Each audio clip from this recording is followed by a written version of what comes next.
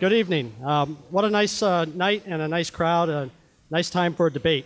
I think even the football gods were with us, it seems, scheduling a Sunday night Patriots game instead of a Monday night Patriots game this week. And what a wonderful venue. This, of course, is the historic and beautiful Colonial Theater. I am Paul Miller. I'm with the Keene Sentinel, and the Sentinel is proud to bring you tonight's debate.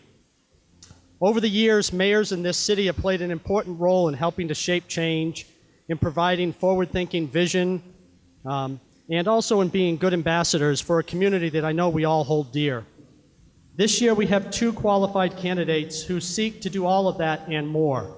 And we hope that tonight provides for a vibrant and honest discussion of the views that each candidate brings and what they offer for this position. The format for tonight's debate is really simple and traditional.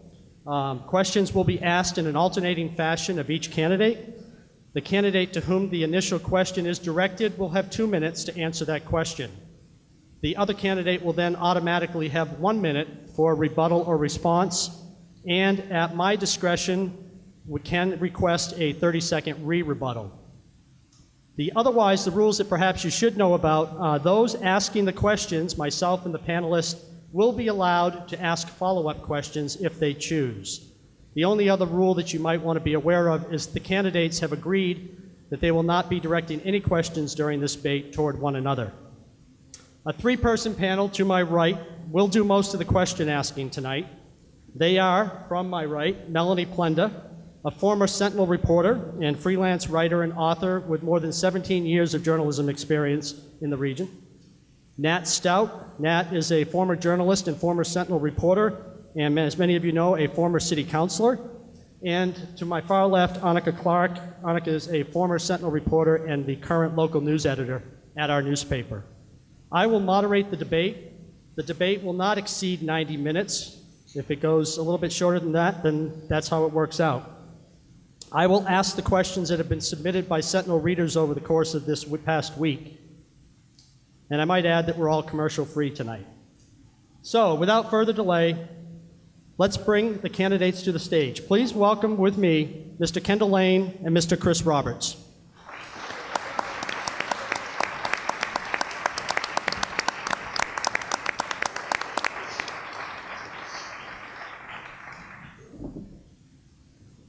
The candidates will have 2 minutes each for opening remarks. Mr. Roberts won a coin flip prior to the debate and chose to go last in the closing comments section of the debate. A separate coin flip determined the first question of the debate will go to Mr. Roberts. So for opening comments, let's begin with Mr. Roberts. You have 2 minutes. Thank you. My leadership philosophy is simple. Identify the problem, acknowledge the problem, solve the problem. I am running for mayor because I understand numbers. I look to numbers to identify possible problems before they become a crisis. Between 1990 and 2014, the Keene population is up 350 people. If you subtract the student growth in Keene State College, the Keene population is down 1,000 people. According to New Hampshire Employment Security, between 23 and 2013, Keene has lost more than 1,250 manufacturing jobs. Keene saw an increase of about 600 service jobs for a loss of about 600 private sector jobs, or about $45 million a year in wages. There are about 11,500 working Keene residents, but only about 2,500 work in Keene. About 7,000 leave every day to go into other New Hampshire communities, and even about 2,000 go out of state to work, while almost 16,000 people come into New Hampshire to work on a daily basis. New Hampshire has the fastest income inequality in the nation. Keene has the fastest growing one in New Hampshire. Keene has a poverty rate twice the state average. About 5,000 residents live on less than 150% of the federal poverty guidelines, up 900 in 2009. Keene has an extremely high tax rate, over $40 million in homes for sale, at least 27 commercial listings, more and more empty apartments. The Keene School District recently lost about 70 more students, about 500 since I've been on the board. Keene has a number of serious problems and solvable problems. I don't criticize if I'm unwilling to be part of the solution. I wouldn't be running for mayor if I didn't believe that I had the knowledge, experience, and the ability to work with others to make Keene a better place to live for everyone. Thank you. Mr. Lane, 2 minutes for opening comments. Thank you. Good evening. I want to thank you all for coming out tonight as we discuss the issues that face the city of Keene for the next 2 years.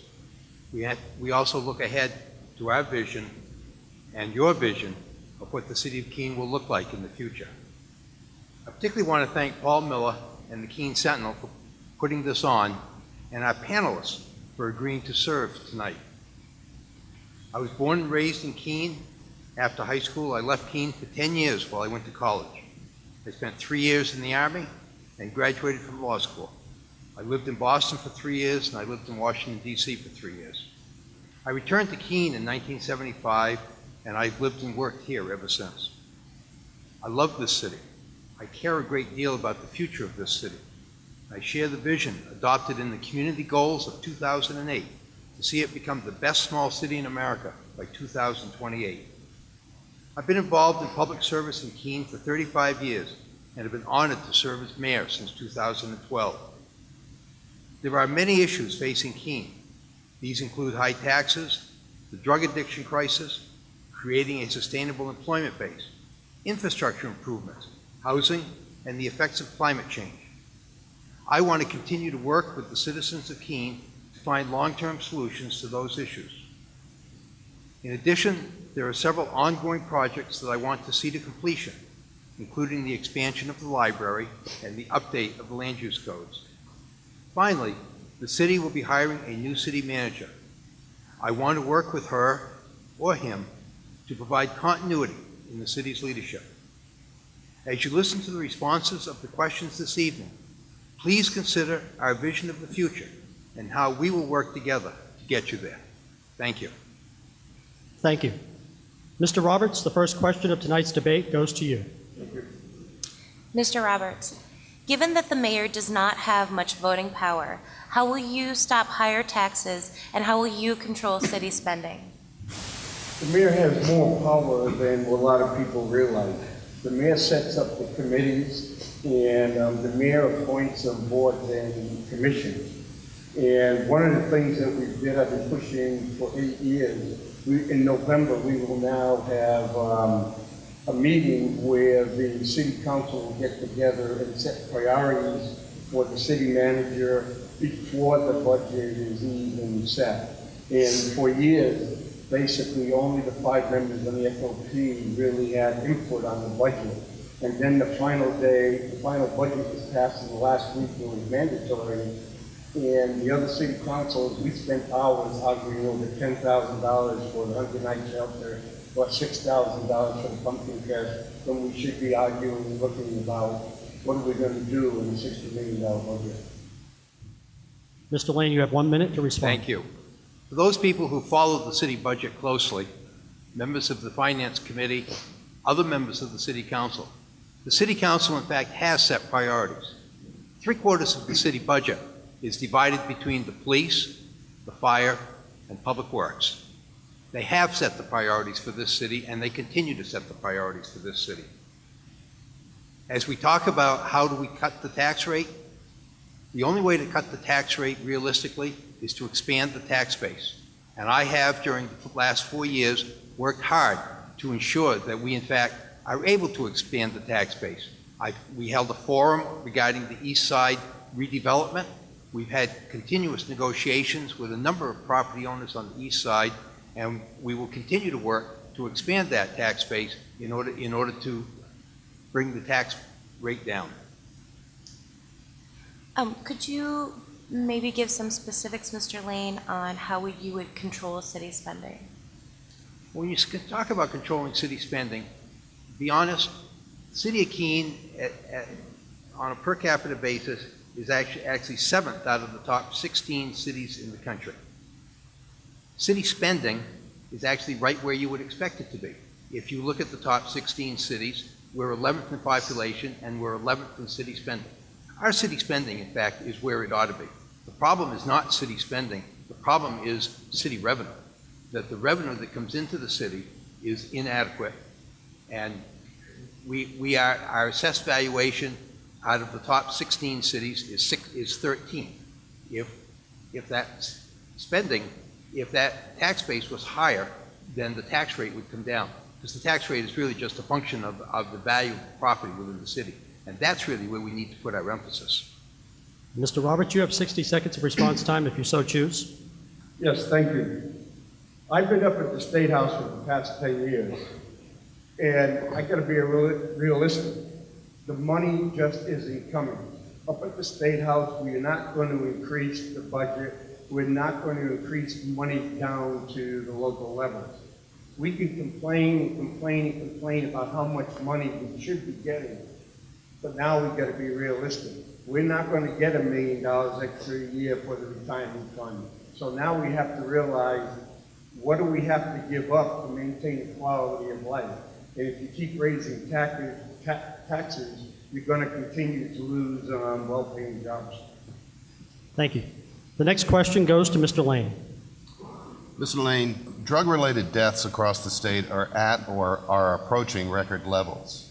Recent polls show drug abuse is now seen as the second most important problem plaguing New Hampshire. What role does the mayor have in addressing the heroin opioid crisis gripping our community, and what would you advocate city leaders do? And please be specific. The mayor has the ability to bring together members of the community and experts in the field to search out solutions and make recommendations. As mayor, I brought together a forum of community leaders, of experts in the field, and of those who, in fact, are directly impacted by the heroin epidemic, and gave them an opportunity to begin a community discussion about how we, in fact, can address that. I also have set up a committee, and in fact, this morning, the committee met for the first time, and in fact, is beginning the process of developing both short-range and long-range solutions to that problem. We are not going to solve it by ourselves, and nobody is ever going to suggest that we have a magic wand that's going to solve it. But here at the local level, we can begin to address support for addicts, how we can provide support services for those who are in recovery, how we can provide support services for those for families of those who have been addicted by heroin. And we can also start working to try to expand the number of beds available. 15 years ago, there were 600 beds available in this region for heroin addicts. There are now only 60 beds. We've lost 90% of the beds that were available in this region. And we need to start working together in order to increase the number of beds that are available. Mr. Roberts, 1 minute. Everything the mayor says is good going forward, but I would do two things. One, what I've seen over and over again, nonprofits fight over who's going to get the money. Sometimes they don't care if another nonprofit loses money as long as they get money. The idea is we got to get together, as the mayor is saying, let's work together, let's go out for every grant possible, and then divvy up the grants to who can do the job the best. But another thing, jobs and jobs. 40% of the Medicaid enrollees who are on pain-killing prescriptions have at least one risk factor for abuse and overdose. We got to get people jobs to lower those risk factors. Thank you. And the next question goes to Mr. Roberts. Mr. Roberts, 10 days ago, we marked the 10th anniversary of the 2005 flood, which crippled certain parts of the city. To your view, have enough meaningful flood mitigation steps been taken to prevent a similar result when the next perfect storm hits? And is it time to construct a gated flood control dam near Beaverbrook Falls?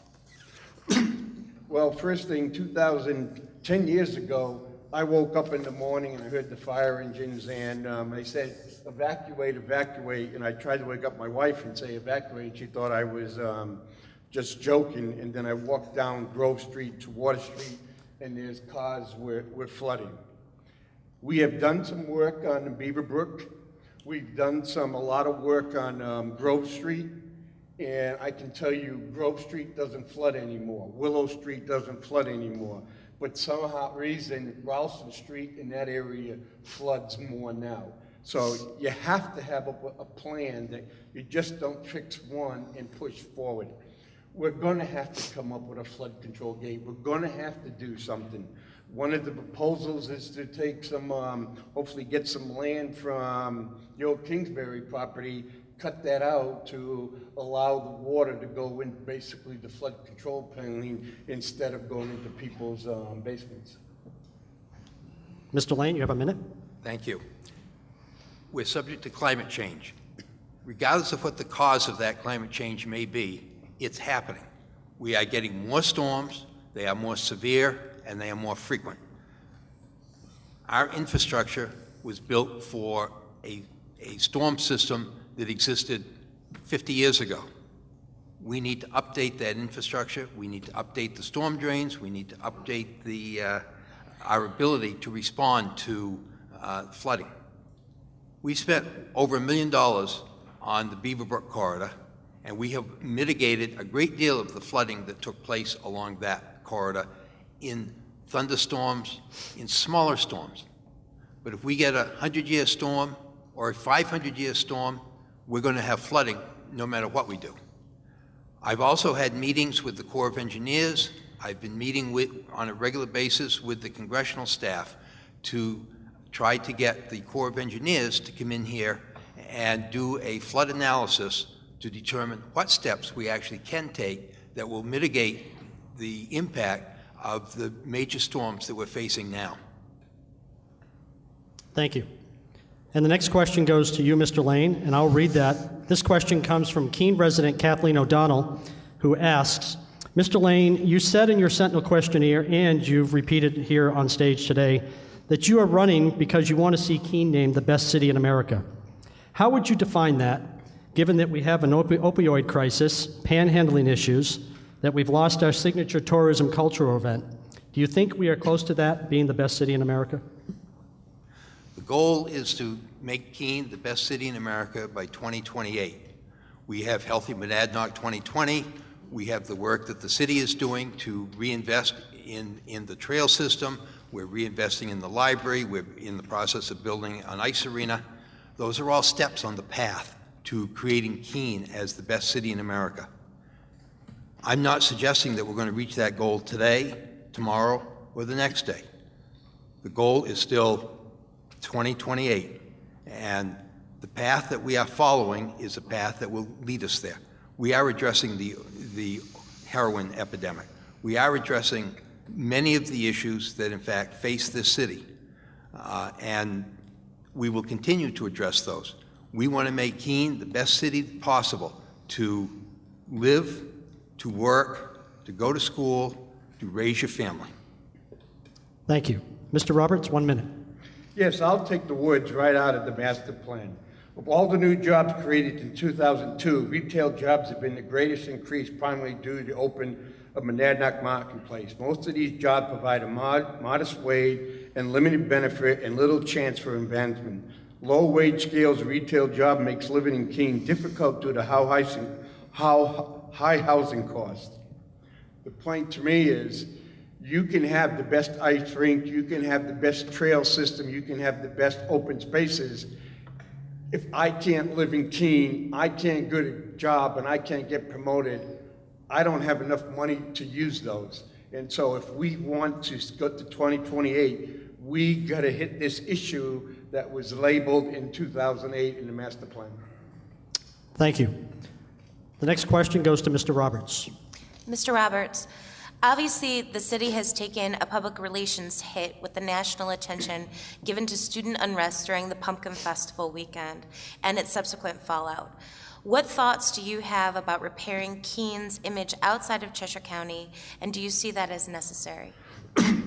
I see it as extremely necessary. I think the city of Keene and the Keene State College have to form a marriage. In a marriage, everything doesn't go perfectly, but hopefully it benefits both. I've graduated from Keene State College twice. I'm part of the Keene State Hall of Fame. when someone asks me where I graduate, I want to be proud when I say I graduated from Keene State College. As such, if people, going to Keene State College is a privilege. If you can't maintain that privilege with dignity, you should be gone, because Keene State College has 400 less people. That's going to be about $2 million less in economic impact for Keene because of empty houses.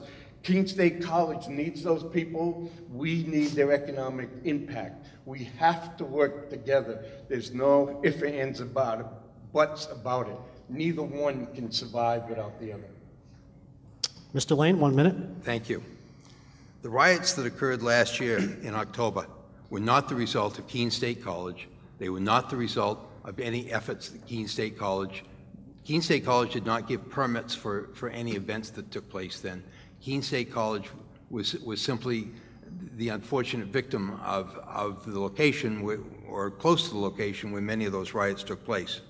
In fact, since Dr. Ann Hewitt became president of Keene State, she and I have set up the College City Commission, which has been working hard on the issue of student citizenship, and in fact has just come out with some recommendations to deal with student citizenship and a recognition that the entire city of Keene is the campus for students, not just that small area where Keene State is located. As we go forward, Keene State and the city of Keene are working together to try to deal both with difficulties that we both face, as well as some of the positive things, some of the economic impacts, some of the social impacts that are really positive and strong for this city. That's the image that this city will give out in the future. That's what we will be going forward with. Thank you. Thank you. I have a follow-up question for you, Mr. Roberts. So how does this repairing effort take place? Could you outline a couple of steps that the city can take to begin to mend its image? Does it hire a public relations firm? It's maybe a cheesy example, but do you have specifics? No, I don't believe you have to hire a public relations firm. I think last time I was looking at it, there's about 6,500 Keene State alumni in the area. They have to get together because, hey, we graduated from Keene State College. We want to be proud of it. They can work with the college, get more into college events, and then they can go as adults, then go and say, hey, I went to Keene State College. This is what we're doing to fix the problem. And yeah, it happened. It was bad. We don't want Keene to be known as a pie school like Plymouth State did. They fixed their problem. We can fix ours. Mr. Lane, you have 60 seconds if you so choose. Thank you. The relationship between Keene State College and the city of Keene has both parties dependent upon each other. As we go forward, it will not be a public relations effort. It will, in fact, be a factual effort. It will be a legitimate effort that both bodies make working together. One of the things that we're doing and we're looking forward to is there are a number of jobs in this city that are going unfilled right now. We're going to be working with Keene State to figure out how do we get the jobs connected with programs at Keene State so that as students graduate from Keene State, they are in fact able to and qualified to fill particularly some of the precision instrument jobs that are available here in Keene. And that's what's really going to improve the image and improve that relationship between Keene State and the city of Keene. Thank you. The next question goes to Mr. Lane. Mr. Lane, it's expensive to be a senior citizen living in Keene, and seniors learned last week that they're not going to be getting the increase in the Social Security check that they receive in 2016. About 279,000 people in New Hampshire collect this benefit, and it is just the second time since 2010 that the recipients won't get a cost of living adjustment. Can we be doing more to help our seniors, many of whom have played roles in making this community what it is? Clearly, there is a problem out there. New Hampshire has the highest percentage of baby boomers in the nation. The Monadnock region has the highest percentage of baby boomers in New Hampshire. It's a problem. It's a problem we have to deal with constantly. We need to find ways. For example, the nursing home at Maplewood, the county nursing home. That needs to be upgraded. That needs to be made available for 21st century. The assistance that we give to the elderly right now, there are a number of programs, but there are also ways in which taxes for the elderly are cut. There are a number of programs, and Keene, in fact, has adopted the maximum amount of relief that the state will allow us for reducing the taxes for the elderly.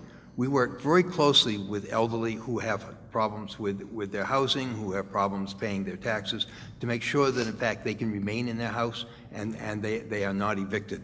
So that clearly, as we have an aging population, as we need to work closely with the elderly, we continue to do so. Thank you. Mr. Roberts, 1 minute. Right now in Keene, we have over 500 elderly people, 65 and older, that live within 150% below of the poverty level. Last year I had an unfortunate medical incident that put me in a nursing home for 4 months. And I told myself I'd never want to be in a nursing home. In certain ways, we don't take care of our elderly. If we're going to do something, we need to have more assisted living. We need to get with the state and allow the elderly to live with dignity in their own homes. As far as reducing the cost to them, I don't see how we can do it without state and federal help. I'd like to. Some seniors are losing their homes. Do you support a possible sales or income tax or any other form of revenue to prevent this from happening? If you look at it and you read the rules, elderly don't have to lose their homes. They can keep their home, but the taxes keep building up. And then when they pass on or someone moves out, then they sell the house, and then the city is the first lien on that house to get the taxes. We want to keep people in their home. It is cheaper to keep them in the home than put them in a nursing home. Thank you. Mr. Lane, you have 60 seconds if you so choose. Mr. Roberts is absolutely correct. There are programs in this state that allow the elderly to remain in their homes. Never should an elderly person lose their home or be forced to move out of their home. There are programs that the city works with the elderly on. In fact, each year we review all the instances that exist of people who are in fact at risk of losing their homes as a result of non-payment of taxes, and we work with them to make sure that in fact any program that may be available becomes available to them, and we work with them to get them into those programs. I've worked on several cases with the city where we have in fact been able to keep elderly in their homes that otherwise, because they were programs they simply didn't know about, and we were able to get them into the programs. May I follow up one more Sure, time? sure. The question really relates more to broad-based tax and whether or not we can offset some of these other taxes and costs for senior citizens and others facing financial difficulty. So where do you stand on a broad-based tax, either sales or income or some other? Without getting into the specific nature of another tax system, I think that a restructuring of the tax system in the state of New Hampshire is vital at some point. I think we need to think seriously about alternative sources of revenue, alternative ways to raise taxes. The heavy reliance on the property tax is very burdensome. But I also want to point out that I think everybody needs to realize other states that have put in broad-based taxes have not been able to reduce their real estate taxes. That in fact, if you go to New York, if you go to New Jersey, if you go to Connecticut, if you go to a number of other states in the Northeast, you'll find that not only do they have income taxes and they have sales taxes, but they also have very high real estate taxes. That the idea that simply creating a new tax is going to reduce real estate taxes is probably not necessarily true. That in fact there has to be a restructuring of the entire tax system. Mr. Roberts, so would you back a state income tax or sales tax to offset this burden for seniors?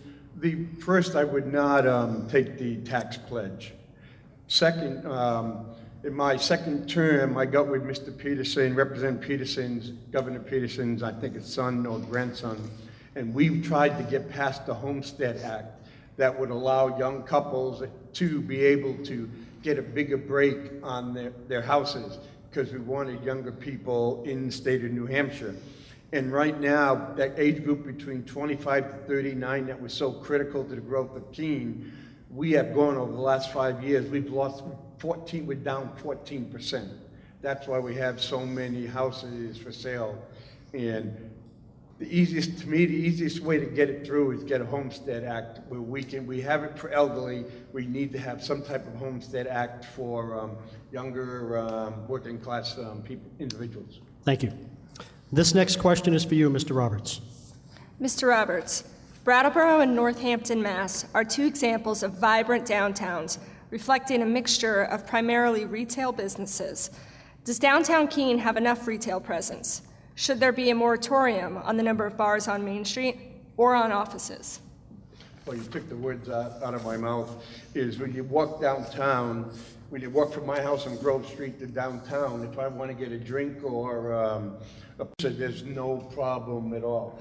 I think we have one that was selling questionable adult material on whether it's smoking or spice or whatever. We need to have more quality restaurants downtown. We need to have more quality stores like Miranda Veranda and some of the other ones, so people from New York come in and buy those expensive items. We have a great hotel system. People from New York think it's really cheap to spend a night in Keene for less than $200. Well, the bars are not going to attract them. The pizza is not going to attract them. They have money, they want to spend money. They're spending it in Northampton. I've been down there. They're spending it in Brattleboro. We need that kind of stuff in Keene. And my wife likes to spend a lot of money in some of those old resale shops. Mr. Lane, 1 minute. Thank you. It would be highly desirable to increase the quality of the stores downtown. Miller Brothers is probably the oldest store downtown, but the stores downtown are really determined by the market. They're determined by where the demand is. And the demand, unfortunately, is for pizza shops and bars. I strongly advocate for people in Keene to buy locally. I strongly advocate that if we want to improve the quality of the stores downtown, that they should in fact shop in the stores downtown, not shop online, not go to Manchester or Ingleside, but come downtown in Keene. And if you go shopping in the stores downtown in Keene, we will in fact get higher quality stores. Thank you.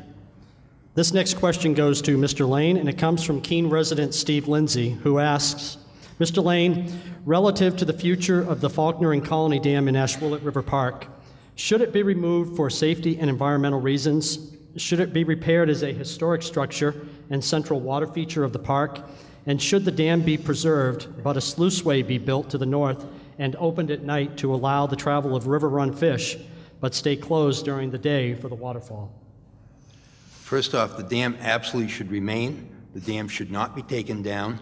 That taking down the dam actually would have a very negative impact upstream because it would reduce the water table, it would reduce the areas upstream where we have substantial wildlife, where we have substantial amount of conservation land.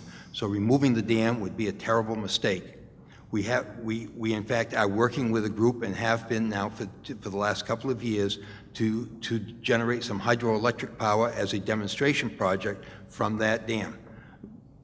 That has been moving slowly simply because the permitting process is incredibly complex. However, saving that dam, maintaining that dam, keeping that dam is critical to that area. Thank you. Your response, Mr. Roberts? Yes, one thing about the dam, I think we have an endangered species, one of those little mussels there.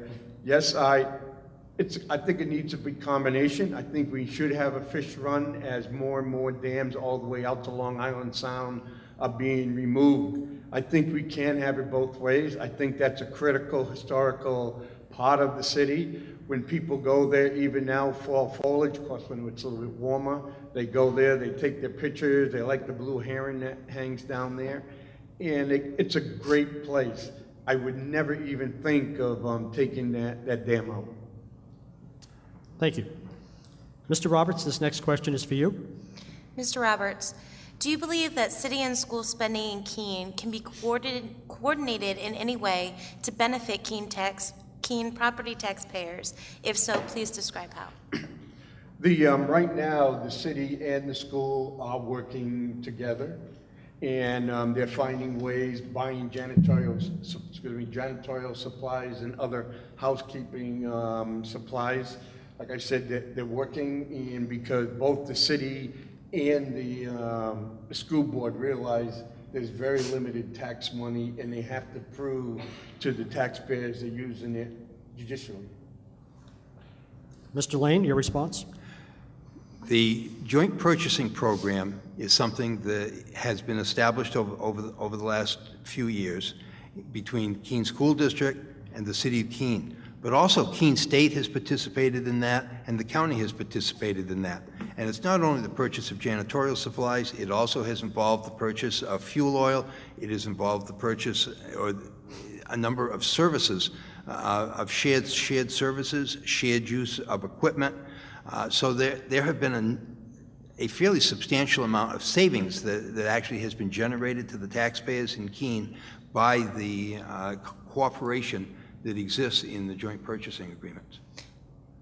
A quick follow-up to that, do you have a sense of how much savings we've seen so far? And, in addition, are there any plans in the future for more programs that might help taxpayers? There actually are plans for expanding the program. We've been looking at sharing personnel in some areas, that there is some duplication between some of the personnel that the city is involved with and some of the personnel that the school district has, and we have had some discussions with them to try to figure out if there is a way, in fact, that we can share those personnel to further cut costs. And the specific savings, do you know? Not to put you on the spot. I have no idea what the numbers are. Okay. I didn't bring the numbers with me. Thank you. This next question is for Mr. Lane. What role can the city play in making this a more culturally and racially diverse community?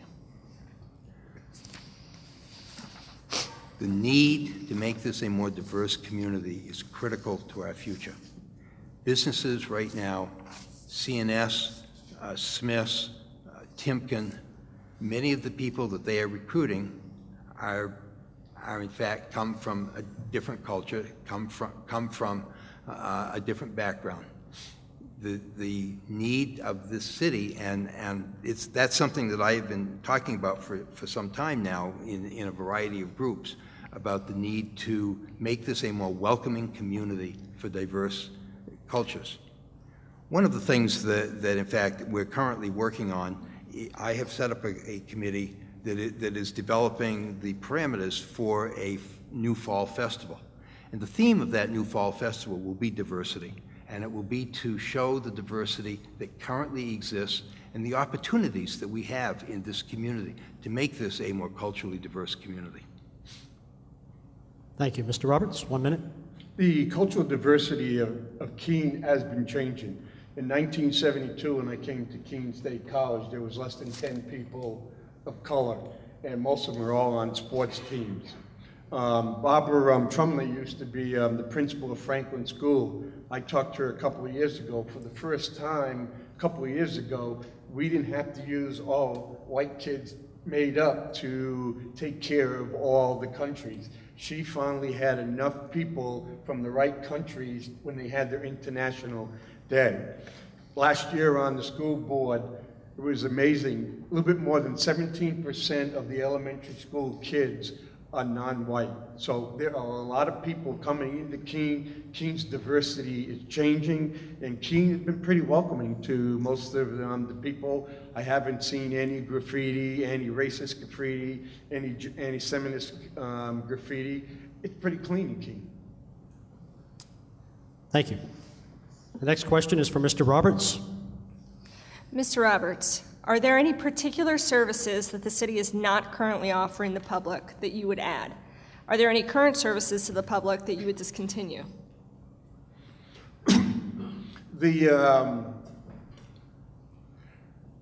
I think I would like to have more support to the senior center, because we had to fight to give them about $6,000, $7,000 extra, maybe a little bit more this year.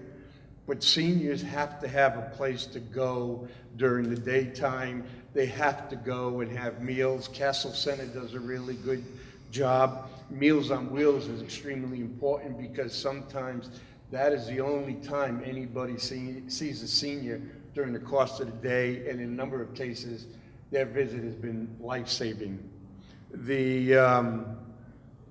What services would I like to give up? I'll be a little biased from as a little kid, but I heard that you get in trouble. I would like to give up the leaf pickup. That's almost $100,000. But as a 10-year-old kid, I made a lot of money raking leaves. And so if I had my choice, I would spend that $100,000 to improve the quality of life of our elderly people, especially when we have so many that are just above the poverty line, and allow some kids, 10, 12-year-old kids, to make some money on the side. Thank you. Mr. Lane? Thank you. We actually, and Mr. Roberts has talked about the Senior Citizen Center, which was actually a very good example to talk about, because we are in fact negotiating right now between the Senior Citizen Center and the Recreation Department for the City of Keene to in fact relocate the Senior Citizen Center into the Recreation Department and provide expanded facilities for the elderly, expanded opportunities for the elderly, and integrate those opportunities into the programs at the Recreation Department. As far as cutting any programs, that cutting the leaf pickup would be a nice idea. I would favor it. I think the leaf pickup is a real problem as far as the equipment is concerned, as far as the manpower is concerned. We do it because we're trying to clean out the storm drains before winter, so to try to alleviate some of the winter flooding. But certainly, if there was an alternative way to get the leaves picked up, that would be a good program to discontinue. Thank you. So we have consensus on the leaf collection program. Good. Perhaps not in the community, though. Job loss there, young job loss. This next question is for you, Mr. Lane, and it comes from Keene resident Karen McDonough, who asks, there are jobs to fill but no one to fill them, and skilled workers are leaving the workplace, but there are not enough qualified people to replace them. Job loss in the area is greater than job growth, and if there is any job growth, it's in the service industry, which doesn't pay a living wage. What specifically will you do, if elected mayor, to recruit new companies, including manufacturers, to the region, and in what time frame do you expect results from your efforts? The opportunity to recruit new companies, and perhaps even more importantly, to work with existing companies to help them expand, to help them grow, to help them prosper, is something that I've spent the last 4 years working on. The premise of the question is absolutely correct, that in fact there are jobs right now that are unfilled, and they're unfilled because we don't have the qualified workforce in Keene to fill those jobs. Part of what we need to do is number one, we need to work with the college, with Antioch, with River Valley, to in fact make sure that the graduates that are leaving those schools are in fact qualified to fill the available jobs that we have here. During the time that I've been mayor, I've spent a lot of time going around and meeting with various employers in the city. I've reinvigorated the President's Court, which is an opportunity to bring all the major employers in the city together in a single forum. And we have, during that period of time, had extensive discussions about recruiting of employment to come in here, but also home growing the people and encourage them to stay here and provide jobs and opportunities for them.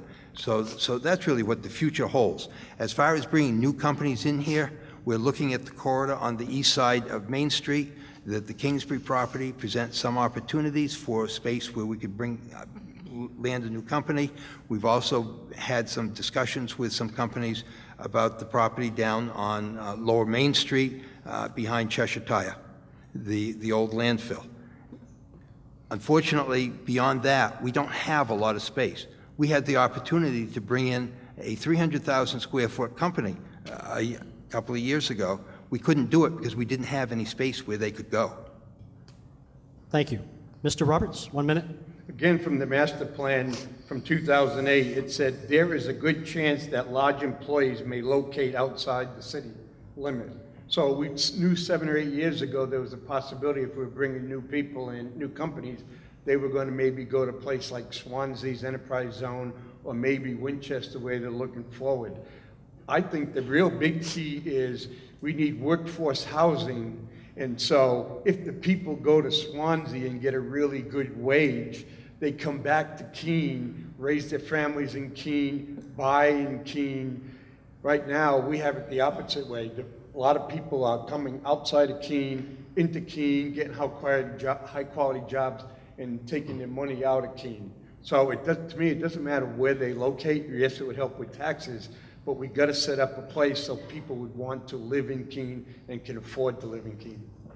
So I have a follow-up question for you first, Mr. Lane, and Mr. Roberts, you have a chance to answer it too. I remember doing an interview or a feature story on Whitney Brothers, the business in Keene, a couple of years ago for our Economic Outlook. And they had a lone worker running a CAD program in the corner. And they were downright giddy that this was a worker who had come out of a program at Keene State. They had actually married up an academic program with their particular industry. It's so easy for all of this to get lost in all of the things that we do, but how do we keep our eye on that ball and accelerate that effort of marrying up those programs with the manufacturing and industry we have in Keene so that we just don't continue to lose and we're constantly fighting to keep up? The Chamber and the college and the school district are working together on regional manufacturing program to in fact marry up those jobs and to ensure that those jobs are in fact being able to be filled by the people that are graduating from Keene State. But we need to go beyond that. We really need to, and that's one of the subjects that the College City Commission is in fact, I'm going to be encouraging them to work on, is how do we expand those opportunities for Keene State graduates to in fact get local jobs. Mr. Roberts, would you like to respond? My thing is, I would go towards the German model. We have to get with the school system, high school, college, and the companies and say, okay, Whitney Brothers says, I have a CAD employee. That individual is going to retire in 5 years. Do we go to the college and the freshman and the individual says, yes, I want to do it. So he does paid internship at the same time, which is allowing the company to be able to actually give on-the-spot job interview. And so as the individual goes and says, wow, I'm going to be able to get a job as soon as I graduate. And the company says, if you stay and get here, we'll send you on to furthermore college and make you even more valuable. So that's how you work it together. Thank you. This next question is for you, Mr. Roberts. Mr. Roberts, in your opinion, what infrastructure weaknesses need the most attention in Keene? A particular road, a particular bridge, or an entire area? A lot of our roads need a lot of work the past couple of years because of the big storms. They've been torn up. Matter of fact, I think we put a bunch of money extra into the budget this year to repair roads, and that needs to happen. The state doesn't give us money. With the federal government, the gas tax, they don't pass. We don't know if we can do a project here or there. And so we're stuck. We may have 20% of the money, but the state's not going to give us the 80%. But the roads around Keene have to be repaired. We're doing a great job on Grove Street and Water Street, Washington, and Court. We're working on Island Street. But it's all these small seats that are really irritating the individuals. And they see the North Street Bridge and they read on the front page, we're going to start the South Street Bridge, the South Bridge next year. And they're saying is, why does my road have potholes? Thank you. Mr. Lane? Thank you. The intersection that probably is the most dangerous in the city of Keene and which needs work first is the intersection of Base Hill Road and Route 9. There have been a number of fatalities at that intersection, that there is a lot of high-speed traffic that comes down Route 9 going through that intersection, and the need for the safety improvements to take place at that intersection is critical. Beyond that, and the state, in fact, we understand that in the spring, the state, in fact, will be working on that intersection. As far as the city is concerned, though, we need to replicate the program that we did on the small streets between Washington Street and Court Street, where we upgraded the streets, we did the roads, we did the sidewalks, we did the water, we did the sewer. Once we did that work, in fact, people have been reinvesting in those neighborhoods. We need to do the same thing on the east side of Keene. We need to do the same thing on lower parts of Water Street and Church Street, South Lincoln Street, and some of the streets on the east, Beavis Street, Brook Street, the streets on the east side of Keene. We need to upgrade those streets, and then we will have people living in those areas rather than college students. Thank you. Thank you. Quick, This next quick question. follow-up? Next, yes. Sorry, just a quick follow-up to both of you. You both mentioned that there are streets that need to be fixed and infrastructure that needs to be fixed. Do you have a sense of where the money would come from that? And if you're paying for that, does it have to come from someplace else? If it's water and sewage, those are user fees. Those are, I think it's enterprise fund do it, so they actually pay for themselves. Like I said before, and the city sometimes works with the state and the federal government, but then we also have local streets that we have to pay for ourselves. We spend about $1 million a year on local streets, and the money would come out of that $1 million. I believe that the next focus for that $1 million should be on the streets on the east side of Keene, that we need to upgrade those neighborhoods, that as college students move closer to campus, we need to upgrade those areas so that there will be reinvestment in the homes, and those homes will become available for workforce housing. Thank you. Next question for Mr. Lane. Mr. Lane, it's possible that many people in Keene aren't fully aware of or don't understand the concept of the fish farm and greenhouse project near the landfill on Route 12. Construction is due to start in the spring. How will this benefit residents of Keene, and what are your views of the project, and are there any risks to the taxpayers? The project is an incredibly innovative project. It is a project that will use methane gas from the landfill, something that in large measure goes to waste now, to create heat and energy that will circulate the water so that tilapia can be grown in the water, and then the waste product from the tilapia will then be used to grow vegetables in a greenhouse. As far as the risk to the taxpayers, there really isn't any risk to the taxpayers. That the city is in fact doing some investment in the landfill that has to be done anyway. We are working on the road. Anybody that's been to the landfill recently will know that the road into the landfill is in pretty sad shape, and that needs to be upgraded. Also, the three-phase power, which we are required to upgrade anyway, that's going to be done. The benefit to the taxpayer is going to be jobs. It's going to be an increased tax base. This operation will in fact pay taxes to the city of Keene. It will in fact provide jobs to people in the city of Keene, and I think that it is in fact a project that needs to go forward. There's been a lot of controversy that the management, or some of the management that's currently involved in it, was previously involved in a project in Brattleboro that was not successful for a variety of reasons. That was a very different project. The issues that existed in Brattleboro do not exist here. That in fact the investment into the project is very different here than it was in Brattleboro, so that we're unlikely to have the same types of problems here that Brattleboro had. Thank you. Mr. Roberts, 1 minute. Yes, as Mia said, the infrastructure improvements and three-phase power, they were in the capital improvement program, but they're just being moved forward to match up the fish farm.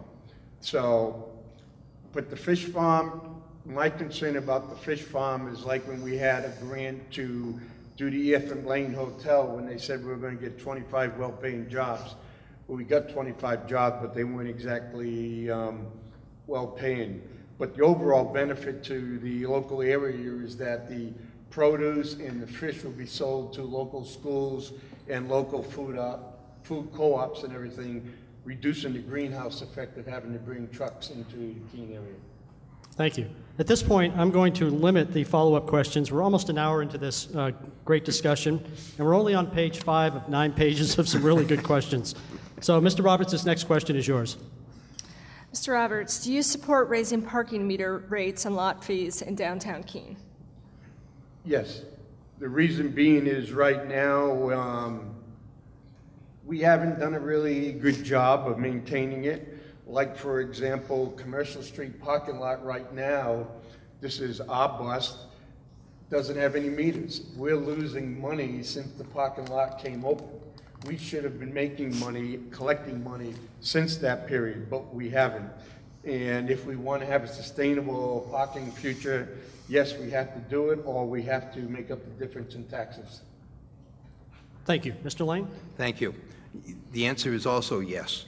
That the parking fund is a user fee. It's a user fee on those people that bring their cars into downtown, that bring their cars into those areas where in fact we have parking meters. Somebody has to pay to take care of those parking lots. Somebody had to pay to take care of the Commercial Street parking lot. Somebody has to pay to take care of the Wells Street parking lot. Those aren't free. And rather than putting it on the backs of the real estate taxpayers, we've created a enterprise fund called the Parking Fund, which is a user fee, so that those people that use the facility, in fact, pay for the cost of maintaining it. Thank you. We're going to get just the one time in the debate that will fall out of sequence here. This first question is going to go back to you again, Mr. Roberts, because it's from a Keene resident, Mr. Tom Spinks, and is directed specifically to you. Mr. Roberts, if elected mayor, what kind of changes would you like to see with Keene's city council system, the way it is currently run? And please elaborate on your position regarding this topic. The Keene City Council system is extremely good. The big thing is, which person do you put on which committee? My first priority, if elected mayor, would be putting each individual on the committee that best serves the community, not their own interest. And I'm not saying everybody likes to do something they're more familiar with, but that would be my biggest thing. And the second thing is I would work that the city council get more involved, get out and talk to the individuals, because people don't think that the city government listens. Thank you. Mr. Lane? Thank you. Our system of government, we have a partnership between the city manager, the city council, and the mayor. The three of them work together hand in hand. The city council has the responsibility for developing policies in this city based upon the critical information that is provided them by the city manager. The mayor has the responsibility of going out to the public and letting the public know what the decisions are, how the decisions were arrived at, what it means for them, and to take feedback from the members of the public so that that can come back to the city council and come back to the city manager as they implement the policies. We have a very good system here. We have a system that is very transparent. We have a system that in fact allows, we have one of the largest city councils in New England, and 15 people for fairly small districts. The opportunity for somebody to interact with their city councilor or with their mayor is better than it is in almost any other community in New England. Thank so you. We're very fortunate. Thank you. This next question is for you, Mr. Lane. Mr. Lane, an immediate priority for the city is the hiring of a new city manager. It's been 20 years since the city has had to fill this position. List 3 essential qualities that you would want to see in the next city manager. We are currently in the process of hiring a new city manager. There are a number of criteria that we will be looking at in order to do that. We expect the new city manager to have 10 years of experience as a city manager in other communities. We expect them to have a master's degree. We expect them, quite frankly, we expect them to live in Keene. That's been a major issue for some possible candidates as to whether they want to live in Keene or not, and we feel that that's very important. We want them to have some experience in a town that has a college population, that in fact the relationship between the city of Keene and Keene State College is something that is critical for the future of this community, but also would be critical for any incoming city manager. And we expect them to have experience in developing public-private projects, because most projects that take place in the city of Keene are a combination of public involvement and private involvement. And so we would hope that the new city manager would have some experience in putting those kinds of projects together. We are looking forward to beginning the first round of interviews within the next week, and we hope that by the end of this year that we have a successful candidate for city manager. Your response, Mr. Roberts? Yes, my first one, this is the Marine in me, is I would like to have a city manager as a proven track record of success and who is not satisfied where he or she is right now and want to continue to improve. Second is, does the person have a proven record of making their subordinates into leaders? Because to me, a good leader should train themselves out of a job. Three, it is not important to me that the person be a former city manager, has 10 years, because you might have someone from Boston who's been an assistant city manager and says, it's been tough, I would like to raise my family in a small New England town. Do we throw that person and say, sorry, you're not even considered because you've only worked in Boston as a assistant city manager for 10 years? I really don't want to put limitations going forward. I would like to see what the pool would give, but my biggest thing is, are you getting better? Thank you. Mr. Roberts, you get the next question. The city government has spent much time and money dealing with libertarian activists connected to the Free State Project. Is there a way forward in dealing with them that would minimize the cost to taxpayers without infringing on free speech rights? It's one of those, both sides have to treat each other with respect. We may go in city government and say we don't like them, or we may say some of them is acting childish. But you know what? We're in the United States. Everybody has their right, and not everybody is going to act like an adult. If someone is not acting like an adult and you treat them like a child, it's always going to get worse. A good example is the last debate we had on Cheshire TV. They really put on a well-qualified, well-run debate. That same individual is giving all city council candidates the opportunity for a 5-minute interview. So they're not all the same. The idea is treat people with respect, treat them as individuals, and like they say, you expect a lot out of them, you normally will get a lot out of them. Thank you. Mr. Lane, 1 minute. Thank you. I think that Mr. Roberts is absolutely correct, that in fact you need to treat them as individuals. You don't treat them as a group. Don't look at the group and think that just because they have ideas that are different than yours, that somehow makes them unsuitable to be residents of Keene. That in fact there is a lot of opportunities for them to contribute to the community, and I frequently have seen them contributing to the community. That there is a lot of value in them. However, when the issue becomes protecting public employees, we need to step forward and protect our employees. It's only in the extreme cases, however, that in fact we need to react to what they do. Thank you. This next question is for Mr. Lane. Mr. Lane, do you worry about the appearance of impropriety regarding the development of property owned by you for a senior citizen complex outside of the city? Keene's master plan calls for development of a centrally located facility for sustainability reasons, and also to keep downtown services and culture accessible to senior citizens. Should a sitting mayor be involved in and profit from this kind of development project? First off, I'm not involved in that kind of development project in any way. I have a piece of land. I've signed an agreement to sell that piece of land. those people at Prospect Place that are moving forward with this development are making the decisions as to how they want to put that project together. I have recused myself from any involvement in this project. I have not been involved in any part of this project. Quite frankly, as it goes through the regulatory process, I think the people that serve on the regulatory boards are totally qualified to make the decision for themselves, whether they feel they have a conflict of interest. If they do, they would recuse themselves. If they do not feel that way, they will go forward with the regulatory process. But as far as my involvement in it is concerned, I have none. Mr. Roberts, do you wish to respond? I think it may be an unfair response, but as a Marine Corps officer, I was brought up, if it's illegal, if it's immoral, it's unethical, and people perceive it's wrong, it's wrong. Thank you. This question goes to you, Mr. Roberts, and it comes from Keene resident David Wally. He asks, Keene is not growing economically at any kind of consistent or robust pace. There is no denying that we need more young families, children, businesses, and good jobs.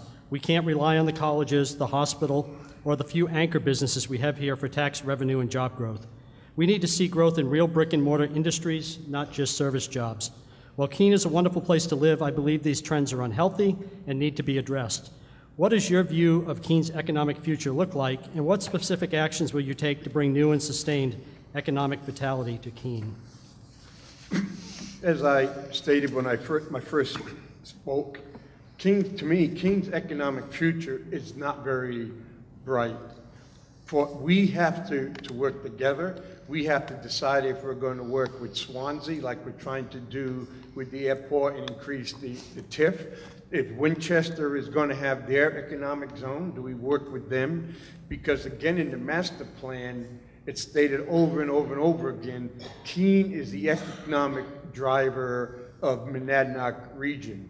And so I don't see how, the way, like the mayor said, we don't have room to grow a lot of businesses. So we have to look outside it, Keene, we have to view it as an economic, Monadnock economic region, and grow businesses that way and fight for where we're going to get those people to live. Thank you. Mr. Lane? Thank you. I think we should realize that the three top employees in the city employ 20% of the workforce. That means 80% of the workforce is hired in small businesses, in commercial enterprises, in retail enterprises. We need to focus on the small businesses, on the incubator industries. We need to foster them, we need to encourage them, we need to support them, and we need to, and they, in fact, will provide the employment in the future. Thank you. Next question goes to Mr. Lane. Mr. Lane, there has been a gradual but dramatic shift in the ratio of rental units to family-owned homes in the city, with the increase trending more toward more rental units, many clustered in the same neighborhoods. Is this trend in the best interest of the city? If not, what are some possible responses? It's not necessarily in the best interests of the city, but it is a nationwide trend that is going on. The home ownership across the country has been declining since 2007, and that the number of rental units has been increasing. What we really need to focus on is how do we make these rental units suitable for young families, for workforce housing, for those people that we want to encourage to come into this city and to live in this city and be able to afford living in this city. I've suggested earlier that one of the major ways that the city, in fact, can impact on this is by improving the infrastructure in those neighborhoods where rental housing has taken place, that we can improve the roads, the sidewalks, the water, the sewer. And by doing that, we will encourage private investment that will, in fact, make these properties more suitable, more attractive for workforce housing and for young families. Also, the parks, Robin Hood Park and Carpenter Field, need to be upgraded. On Thursday, I'm doing we're putting in new playground equipment into Robin Hood Park that, in fact, is being paid for by the neighborhood. And that's part of our investment into these neighborhoods. Thank you. Mr. Roberts? Yes, right now in Keene, about 47% of the homes in Keene are now rental property. That compares to about 33 to 35% in New Hampshire. I'll give you an example. I was here about 1 year, and then there was a nice older couple across the street from me. An individual bought the house and says, you don't have to leave, but the rent is now $2,400 a month. And so that happened over and over around my neighborhood, around Grove Street and Forster Street. So right across the street, there's 7 people paying $650 a month for the house. And the college is going to go and wants to get 70% on the college campus. That would free up a lot of houses, but my worry is that a lot of out-of-state slumlords will just abandon those houses, and we'll have some serious problems. Thank you. Mr. Roberts, this next question is for you. Mr. Roberts, your thoughts on Keene's homeless situation? Are current services adequate? And if not, how would you bolster them? I don't like to see anybody homeless. We've had a few homeless people pass away during the middle of the winter. We've worked hard with the 100-night shelter, and we've worked with the Southwest got together with 100-night shelter and with the city social services. So if people know the rules, almost everybody can be taken care of. Some of them go to 100-night shelter, and then the next morning they could be brought to Southwest, and some of them are given long-term shelter, some of them short-term shelter. But the biggest problem we had was a lack of communication, and again, we had the 100-night shelter in Southwest fighting against each other over funding. But the city has fixed that problem, rectified that problem, and I think we've got a really good handle on the homeless in Keene. Anybody who is homeless, who wants to have a bed to sleep, can find that bed. Thank you. Mr. Lane, you have 1 minute. Thank you. The issue with homelessness is that, in fact, there are beds available for every single homeless person that wants a bed. There are those who choose not to utilize the shelters. They're not to utilize Southwest Community Services shelters, not to utilize the 100-night shelter. We try to encourage them. We try to bring them in on particularly really cold nights in the winter. We almost force them to come into to one of the shelters. But there are those who really much prefer to not live in one of the shelters.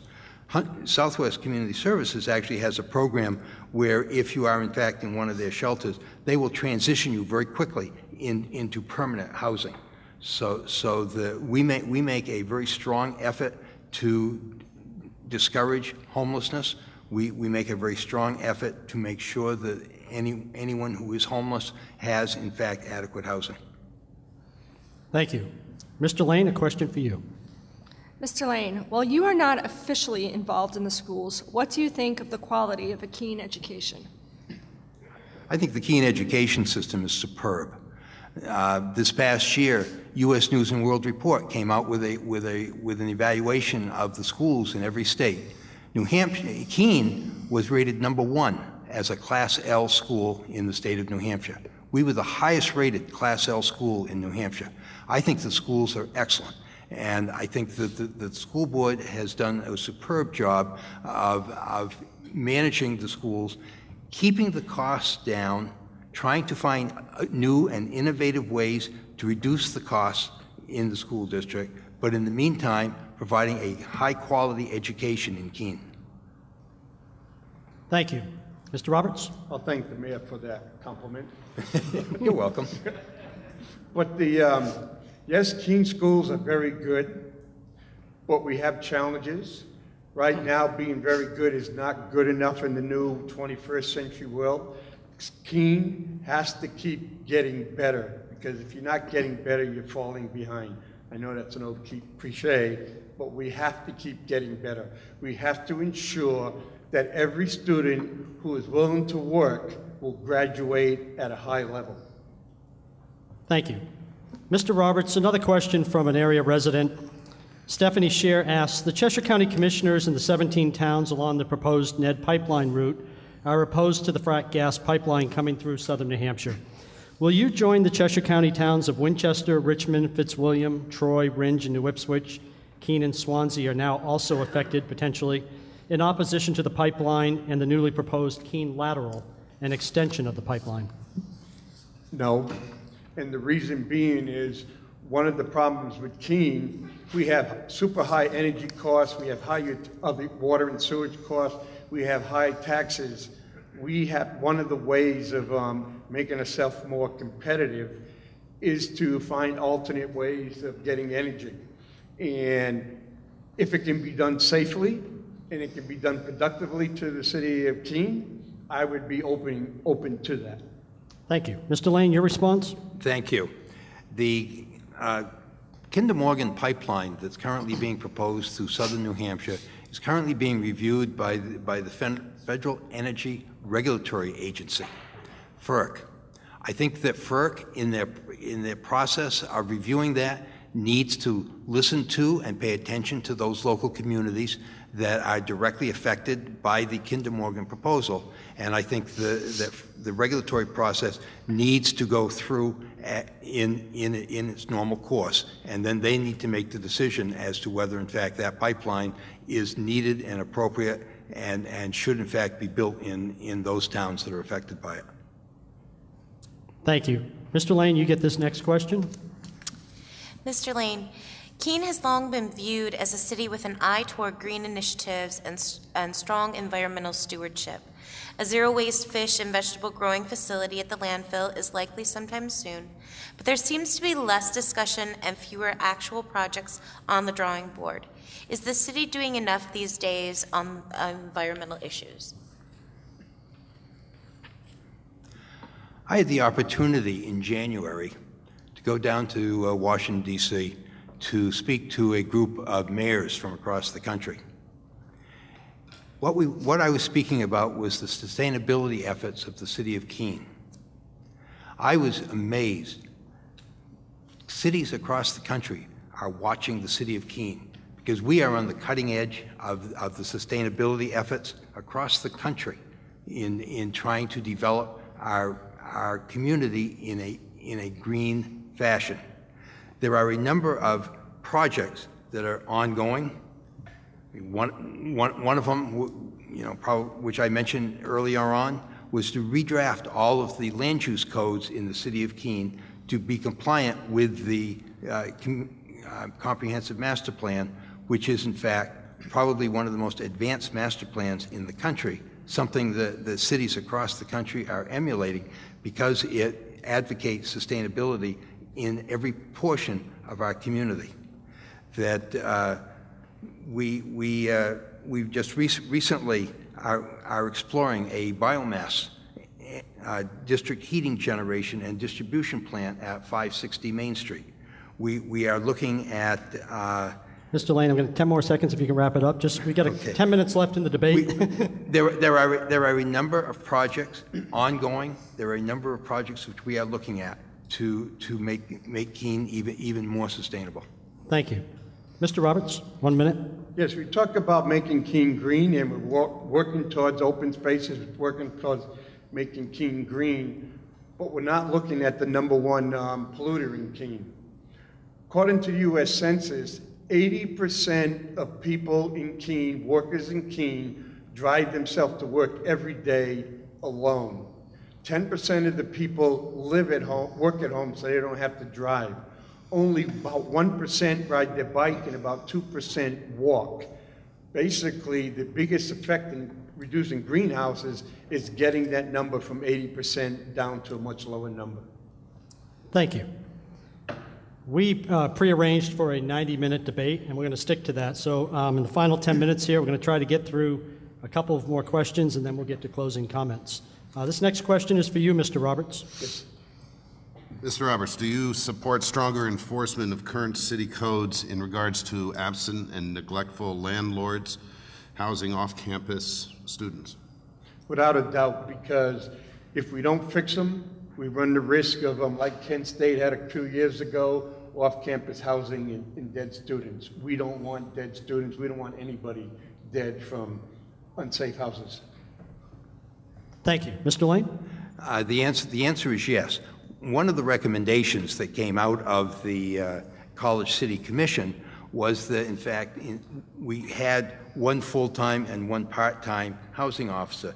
They recommended increasing that to 2 full-time housing officers. So we're taking a close look at that. Another recommendation was that we have 1 police officer who is the college liaison. They recommended increasing that to 2 police officers who to act as college liaison. The answer is yes. We feel that working with the landlords, working with the residents, working with the students is an absolute necessity to improving the quality of life in neighborhoods on the east side of Keene, which are majority students. Thank you. This question is for you, Mr. Lane. Mr. Lane, is the City of Keene doing enough to combat crime? If not, what more might it be doing?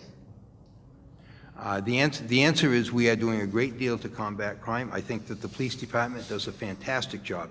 That last Friday they received the Congressional Award at the Police Standards and Training Academy for the work that they had done during the riots last October. I can't say enough positive about the Keene Police Department. That in fact, during the recession, when other departments were cut back in the number of personnel, we didn't cut back the police department, and we didn't cut back the fire department, because public safety is vital. That is probably the #1 job of the community, and we work hard to make sure that they have the resources that they need, and we support them, and they take care of us. Thank you. Your response, Mr. Roberts? Yes, they're doing a great job combating crime, but the problem is we're not doing enough to prevent crime. The 2 biggest causes of crime in Keene right now are people committing crime to pay for their drug addiction and underage drinking in Keene. We still have too many places selling alcohol to underage drinking. So if we take care of work on the drug problem and work on underage drinking, then the police won't have to arrest as many people. Thank you. So I'm going to end the question phase of the debate there, and we'll do closing remarks, and that'll, I think, allow us to finish up pretty close on time. Again, this was determined before the debate by way of a coin flip, and so Mr. Lane, you will go first. You have 2 minutes for closing comments. Thank you. Thank you all for coming. I appreciate the fact that this evening you had the opportunity to listen to my opponent and listen to me. As I have spoken about the city, about my vision for the future, and my desire to work with the City Council and with the incoming city manager, you have had the opportunity to think about the future you want for Keene. The choice is going to be yours on November 3rd. This election is not about me. It's not about my opponent. It's about the community. It's what the community wants for the future. Over 2,000 people within our community work together to develop our community goals. They are based upon creating a sustainable community that is economically, environmentally, and socially healthy and resilient. The goal, perhaps, is less important than the path we follow to get there. As I ask you to consider your vote on November 3rd, I want you to consider which path you want the city to follow. Thank you. Thank you. Mr. Roberts, 2 minutes. Yes, I thank you for this opportunity, and I want everybody to know that I have the highest regard and respect for Mayor Lane. It's just that I think I can do a better job going forward. He talked about the path. I look at the path we've been on the last 4 to 8 years, and I don't think that's the same path that we need to go on now. Times have changed. It was a good path when it was 4 years ago. It was a good path 8 years ago. But times have been changing. I have nothing against Keene State College. I believe that Keene State College and the city has to work together. And like I said earlier, I want to be proud when someone asks me, what college did you go to? But my thing is, I think in the leadership role, we have to change. I think the city council fell off its responsibility over the years. I view the mayor and the city council as the board of directors. We get together, we decide what the priorities are, and we give them to the city manager, who is the CEO. We don't get in his or her business, and we allow them to do the best job possible. That's how you work together. And again, like I said, I wouldn't be running for mayor if I was unwilling to work for a solution. I like to work with people. I like to get things done. I don't like to place blame. And I know as a city, we can do better. We have to do better. And this election is about everyone who works in the city, lives in the city. We have to give everybody a better standard of living in Keene. Thank you. So that's a wrap. I'd like to thank each of the candidates for making themselves available tonight. This is not easy to do. I thought it was an instructive and informative night, and I hope that all of you who turned out felt the same. Thank you, too, for your civic involvement. At this time, I'd like to give a round of applause to both candidates from everybody, please.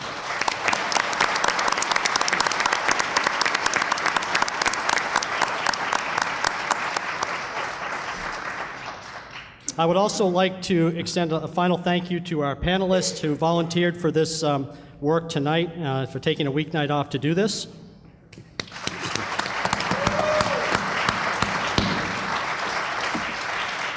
A couple of other quick thank yous, of course, to the staff of the Colonial Theater. There's a lot that goes on behind the scenes to bring you even a simple event such as this. They're great people and easy people to work with. I'd like to thank Keene State College for the donation of the podiums. We had the darndest time trying to find 3 podiums for a debate. And also to a couple of people at the Sentinel, Kevin Pearson, Angela Ruess, and that's it, for some of the behind-the-scenes work that they were involved in tonight. Lastly, just to tell everybody to have a great night, and make sure you get to the polls on November 3rd and exercise your right to vote. Thank you.